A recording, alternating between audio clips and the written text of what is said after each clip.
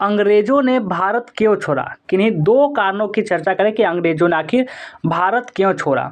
दीर्घकाल के संघर्ष के बाद भारत को 15 अगस्त 1947 को स्वतंत्रता प्राप्ति हुई। विभिन्न कारणों में के अध्ययन से स्पष्ट होता है कि 1885 के बाद से कांग्रेस ने जिस स्वतंत्रता आंदोलन का आरंभ किया था उसकी चरम सीमा 15 अगस्त 1947 तक, यानी कि जो 1885 के बाद से जो कांग्रेस ने जिस स्वतंत्रता आंदोलन के 1885 में जो मान लीजिए शुरू हुई वो 1947 का हस्तांतरण था अंग्रेजों ने के भारत छोड़ने के लिए निम्नलिखित कारण थे। जैसा कि बताते हैं आपको कि कौन कौन कारण से वे भारत को छोड़े। पहला, राष्ट्रीय चेतना का चरमोत्कर्ष।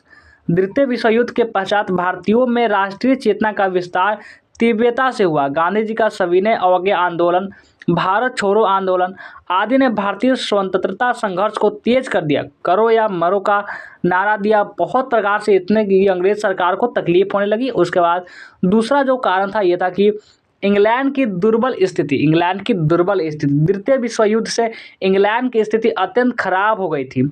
जीत होने पर भी इंग्लैंड की हालात पराजित राष्ट्र के समान थी। आर्थिक स्थिति ही किसी भी राष्ट्र की मुख्य शक्ति होती है और इंग्लैंड आर्थिक रूप से कमज़ोर हो गया। इंग्लैंड के पास अब इतनी आर्थिक और सैनिक शक्ति नहीं थी, वह सत्ता के हस्तांतरण को टाल नहीं सकता था। और एशिया में स्वतंत्रता आंदोलन। द्वितीय विश्व युद्ध के पश्चात अधिकांश एशियाई देशों में स्वतंत्रता आंदोलन चल रहे थे और यह बात साफ थी कि पश्चिमी राष्ट्र अब इनको गुलाम नहीं रह सकते। हिंद, चीन में फ्रांस के विरुद्ध और इंडोनेशिया में डचों के विरुद्ध आंदोलन चल रहे थे।